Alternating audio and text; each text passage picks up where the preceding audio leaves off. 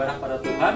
Dan kita mau katakan bahwa Tuhan Yesus kita sangat baik. Kenapa baik?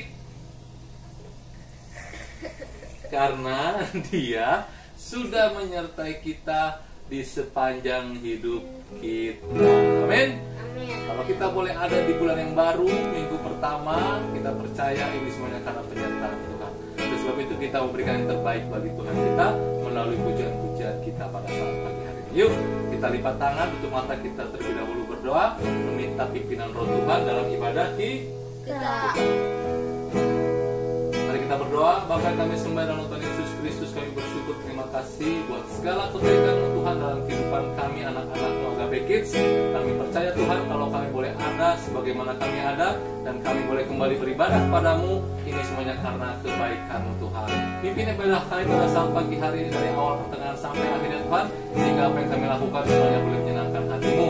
Di dalam nama Tuhan Yesus Kristus, adik-adik yang siap memuji Tuhan sama-sama katakan Amin. Yuk adik-adik kita bangkit berdiri, kita mau katakan Tuhan Yesus kita sangat baik. Haleluya.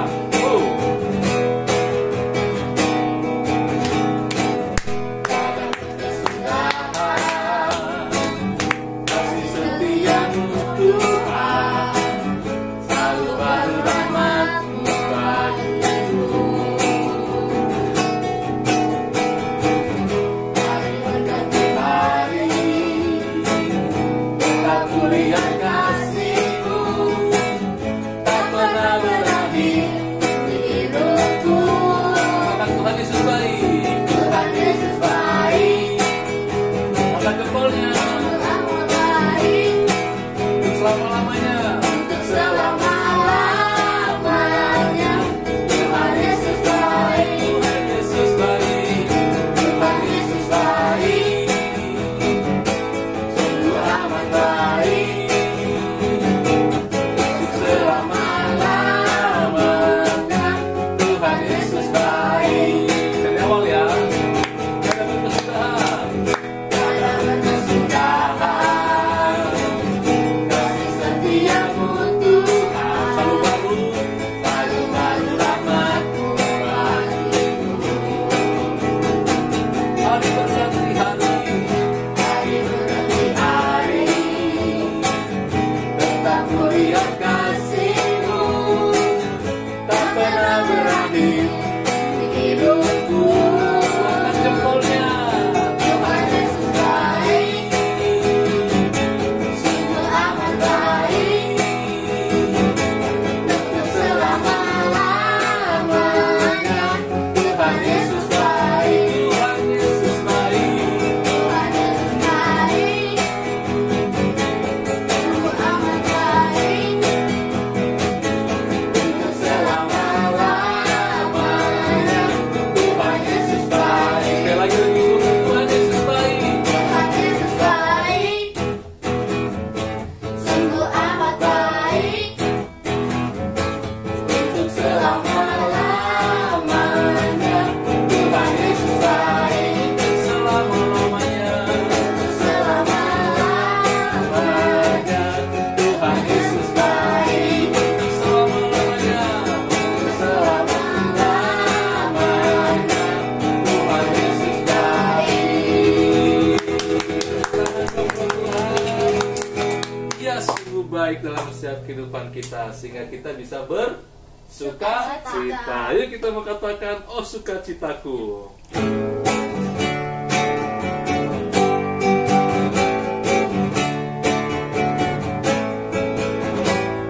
oh sukacitaku, pom pom pom pom, aku berjumpa Yesusku. Oh sukacitaku, pom pom pom pom, Tuhan Juru Selamat. Dia mengasihi aku, bahkan mati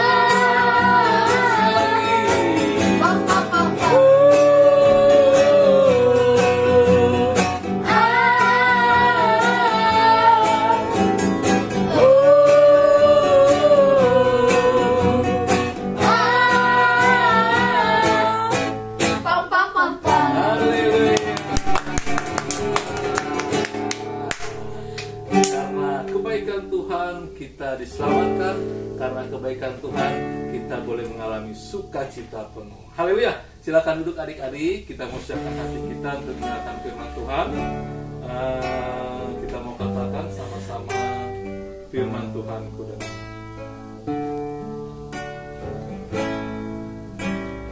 Firman Tuhan ku dengar,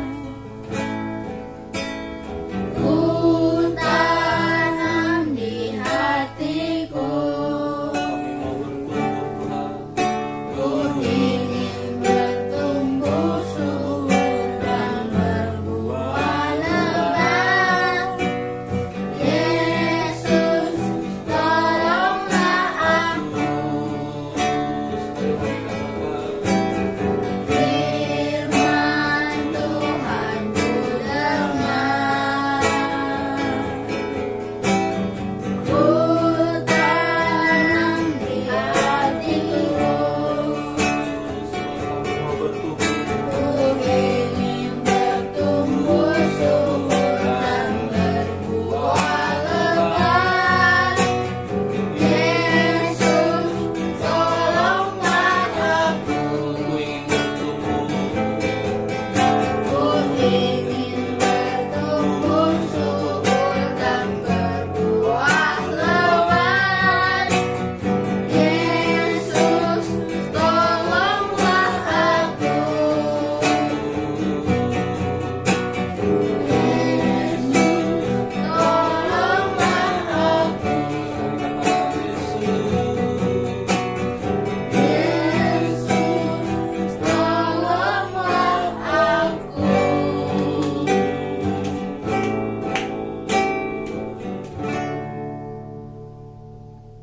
Oke, shalom semuanya anak-anak Agape Kids atau anak-anak sekolah minggu GBI Agape. Berjumpa kembali dengan Mr. Edi di Renungan Firman Tuhan hari ini. Dan sebelum kita membaca firman Tuhan, Mr. Edi mau ajak semuanya untuk bernyanyi satu pujian yang cukup lama ya. Dan pujian ini adalah pujian pada saat Mr. Edi masih sekolah minggu yang judulnya Setia Setialah. Yuk kita nyanyiin sama-sama ya. Setia setialah, setia sampai mati, seperti Tuhan Yesus, setia sampai mati. Apakah balasanmu untuk kasih setianya? Setia setialah, setia sampai mati. Sekali lagi. Setia setialah, setia sampai mati, seperti Tuhan Yesus, setia sampai mati. Apakah balasanmu untuk kasih setianya? Setia setialah, setia sampai mati.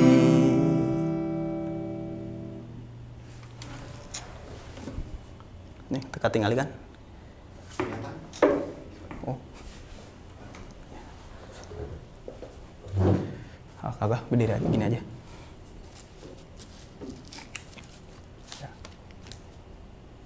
Oke, setelah kita memuji Tuhan dengan lagu yang berjudul Setia Setialah, maka saat ini kita belajar firman Tuhan mengenai kesetiaan ya. Walaupun judul firman Tuhan ini adalah penjaga yang baik, tetapi di dalam subjudulnya kita bisa belajar mengenai apa yang namanya setia. Ya.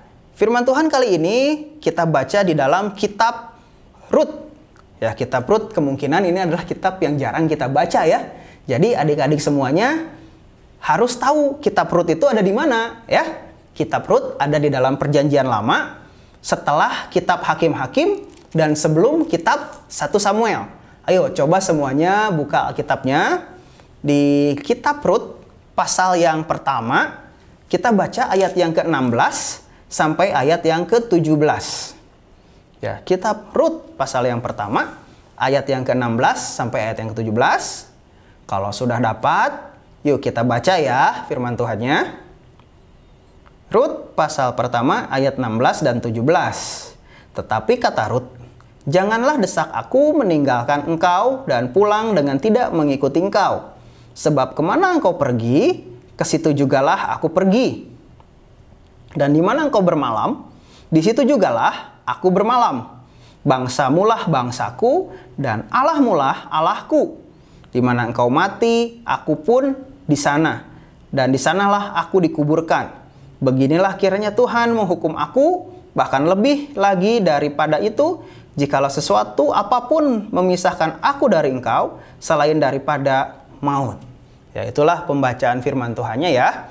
Di kitab Rut pasal pertama ayat 16 dan 17. Nah, dari pembacaan firman Tuhan ini, kita belajar dari seorang tokoh Alkitab yang sudah pasti namanya adalah Rut. Ya, adik-adik, siapa yang sudah pernah mendengar cerita Rut? Ya, Mr. Edi mau membahas dulu ya mengenai siapakah Rut ini, ya. Ya, di firman Tuhan dijelaskan bahwa Rut ini adalah seorang perempuan Moab, atau bisa dikatakan adalah seorang perempuan asing atau perempuan di luar bangsa Israel.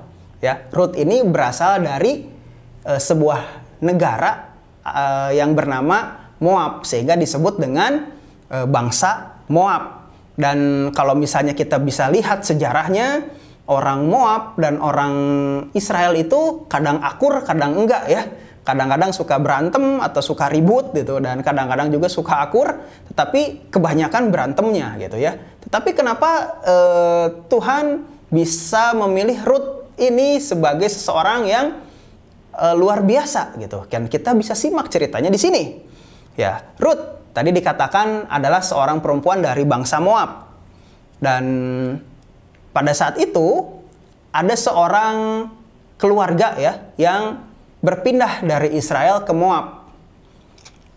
Dan keluarga ini tinggal di Moab karena di Israel itu sudah tidak ada lagi bahan makanan, atau di Israel itu mengalami yang namanya musim kesusahan gitu. Sehingga keluarga ini akhirnya pindah ke sebuah negara yang bernama negara Moab atau bangsa Moab. Ya, keluarga ini adalah seorang bapak yang bernama Elimelech, kemudian ada istrinya yang bernama Naomi, dan kedua anaknya yang bernama Mahlon dan Chilion. Kemudian Mahlon dan Chilion ini menikah dengan perempuan Moab. Ya, perempuan Moab itu adalah Orpa, dan kemudian yang satunya bernama Rut. Tetapi pada saat mereka tinggal di Moab, terjadi bencana yang memang melanda keluarga ini gitu. Apa bencananya? Yang pertama, Bapak Elimelech ini meninggal di Moab. Setelah Bapak Elimelech ini meninggal di Moab, anaknya dua-duanya juga ikutan meninggal. Mahlon dan Chilion ini ikutan meninggal gitu di Moab ya. Sehingga yang tersisa itu cuma Naomi dan kedua menantunya yang bernama Orpa dan Rut ini. Pada suatu saat Naomi ingin pulang ke negara asalnya, yaitu ke Israel, tepatnya ke kota Bethlehem. Dan Naomi ini menyuruh kedua menantunya ini pulang gitu. Pulang, gak usah ikut saya ke Bethlehem, atau gak usah ikut saya ke Israel. Supaya nanti di Moab, ya setidaknya kamu hidup enak, hidup damai gitu di Moab ya. Tetapi pada saat itu keduanya merengek untuk meminta ikut kepada Naomi.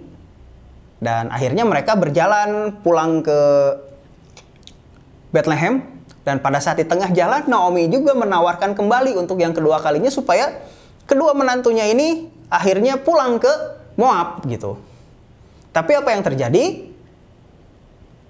Kita lihat menantu yang pertama yaitu Orpa, dia memilih untuk pulang ke Moab. Sedangkan Rut pada saat itu tidak mau ikut pulang ke Moab. Tetapi Rut bersikeras, atau bahasa Sundanya itu apa, kekeh gitu ya, untuk ikut Naomi pulang ke Israel atau ke Bethlehem. Ya, tadi ayatnya sudah kita baca ya, di ayat yang ke-16 dan ayat yang ke-17 itu ya, di mana Rut bilang kepada Naomi, enggak, pokoknya saya mau ikut engkau kemanapun engkau pergi gitu. Bangsamulah bangsaku, Allahmulah Allahku, dan sebagainya. Dan akhirnya Naomi mengizinkan Ruth untuk ikut kembali ke Israel dan tepatnya ke kota Bethlehem gitu.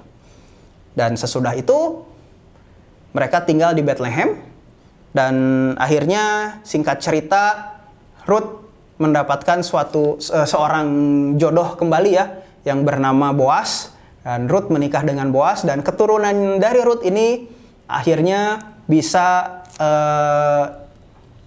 menjadi suatu keturunan yang hebat, karena dari keturunan Ruth ini muncul raja-raja besar di Israel seperti Raja Daud, Raja Salomo, dan kalau misalnya kita tarik garis, itu merupakan satu keturunan daripada Yusuf, ayah biologisnya Tuhan Yesus yang ada di dalam dunia ini.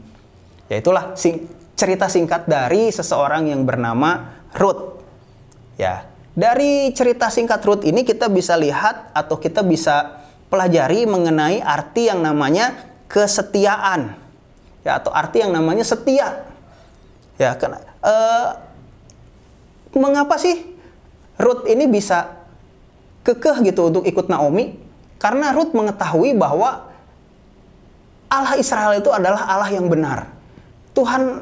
Tuhannya orang Israel itu adalah Tuhan yang benar, dan Tuhan orang Israel itu adalah Tuhan yang sama seperti yang kita sembah saat ini, Tuhan di dalam nama Tuhan Yesus Kristus.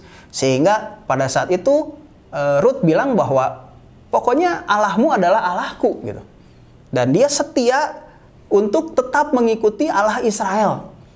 Dia tahu gitu bahwa Allah Israel itu Allah yang luar biasa, sehingga tetap dia setia untuk mengikuti Allah Israel, sehingga dia rela untuk ikut Naomi pulang ke Israel dan tepatnya di Bethlehem. Dan yang kedua, ya, Ruth ini adalah orang yang setia di dalam pekerjaan.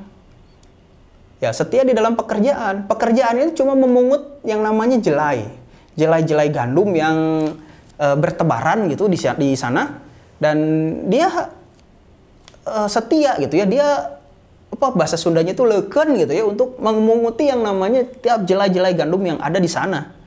Sehingga dari jerih payah atau dari kesetiaan dia, Boas melihat bahwa Ruth ini adalah seorang wanita yang rajin. Sehingga akhirnya Boas jatuh cinta kepada Ruth, dan Ruth bisa menikah dengan Boas gitu, seperti itu ya. Jadi itu adalah buah kesetiaan daripada Ruth itu sendiri. Ya, ngomong-ngomong arti kata setia, apa sih setia itu? Kita bisa lihat di sini ya. Setia itu apa? Setia itu adalah berpegang teguh kepada janji, kepada pendirian, dan berpegang teguh kepada apapun yang dia ucapkan lah ya. Itu yang disebut dengan setia menurut Kamus Besar Bahasa Indonesia. Jadi di dalam cerita ini diajarkan supaya kita menjadi anak-anak yang setia. Ya, ngomong-ngomong soal setia, apakah kita ini sudah menjadi anak-anak yang setia? Ya, kita sebagai anak-anak sekolah minggu atau sebagai anak-anak yang masih sekolah, apakah kita ini sudah menjadi anak-anak yang setia? Jangan bilang, enggak, nanti kalau aku udah gede aku pasti setia. Kalau masih kecil mah, ya kemana-mana main-main aja dulu lah. Ya, tidak seperti itu ya. Kita belajar dari kecil supaya kita ini tetap menjadi anak-anak yang setia. Kesetiaan apa sih yang harus kita pegang? Ya, setia yang pertama itu adalah setia bahwa kita ini adalah anak-anak yang masih harus belajar ya. Belajar di dalam semua pelajaran, dan kita itu setia di dalam mengerjakan segala sesuatunya. Setia di dalam mengerjakan PR, setia di dalam belajar pada waktu mau ulangan, setia membantu orang tua, setia melakukan pekerjaan-pekerjaan lain di rumah, di sekolah, di gereja. Kita ini harus belajar yang namanya setia. Setia di dalam melakukan apapun pekerjaan yang ada di depan kita. Dan setia yang kedua adalah kita ini harus setia di dalam Tuhan. Ya, sama seperti Ruth. Ruth itu setia di dalam Tuhan sehingga dia mau untuk balik ke Bethlehem. Ya, setia di dalam Tuhan untuk kita itu apa sih? Ya, setia di dalam Tuhan inilah mulai dari hal-hal kecil. kita setia di dalam doa kita. Ya, setiap hari kita berdoa, setiap hari kita membaca firman Tuhan. Itu adalah kesetiaan di dalam hal-hal kecil. Dan kita juga setia di dalam hal-hal yang lain ya, seperti beribadah dan lain-lainnya. Itu adalah setia di dalam Tuhan. Jadi itulah bentuk kesetiaan yang ada di dalam kita semua sebagai anak-anak Tuhan. Kita belajar setia di dalam perkara kecil, sehingga suatu saat Tuhan akan memberikan sebuah perkara-perkara yang besar untuk kita dapat lakukan dan hidup kita bisa lebih baik lagi. Itulah ya pembelajaran firman Tuhan di hari ini. Belajar dari satu tokoh yang bernama Rut, belajar kesetiaannya, belajar bagaimana dia bisa melakukan yang terbaik di dalam kesetiaannya itu. Ya, jadi adik-adik, maukah adik-adik setia? Maukah adik-adik melakukan hal-hal yang memang adik-adik harus lakukan ya, seperti bersekolah, mengerjakan PR, atau setia di dalam Tuhan, berdoa, membaca firman Tuhan, dan beribadah? Kalau sekarang sudah mulai malas dan tidak setia, kembalilah supaya kita ini menjadi anak-anak yang setia. Oke, sebelum kita tutup firman Tuhan ini, kita mau baca ayat hafalan dulu ya, yang terdapat di Matius 25 ayat yang ke-21, yang bunyinya, maka kata tuannya itu kepadanya, baik sekali perbuatanmu itu, hai hambaku yang baik dan setia.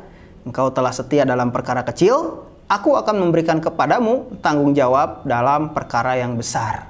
Masuklah dan turutlah ke dalam kebahagiaan Tuhanmu. Itulah ayat hafalan kita di Matius 25 ayat yang ke-21. Dan kita mau berdoa, kita mau menutup firman Tuhan, dan kita mau mensyukuri firman Tuhan. Kita mau nyanyikan lagu yang tadi ya, Setia-setialah. Ya, kita tundukkan kepala, kita mau berdoa. Setia, setialah,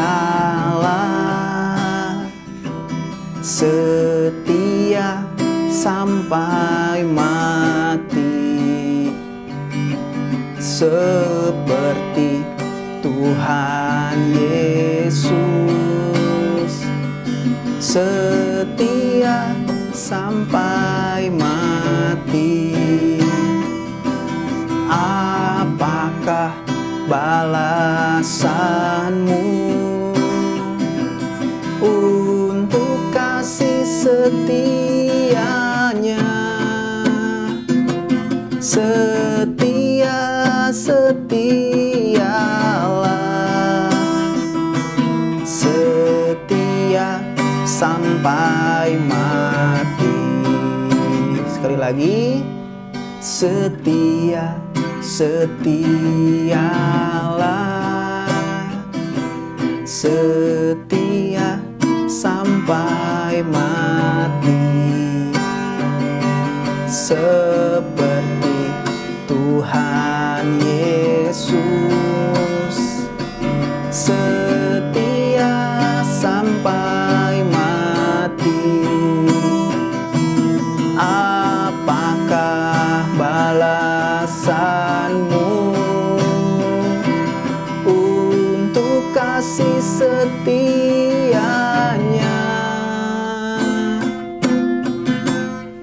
Setia, setialah, setia sampai mati.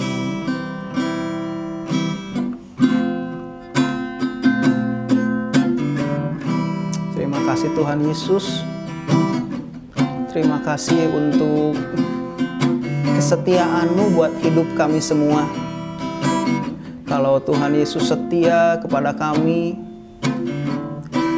sampai Tuhan Yesus mau mengorbankan diri di kayu salib untuk kami semua, itu karena Tuhan Yesus yang begitu baik buat kami.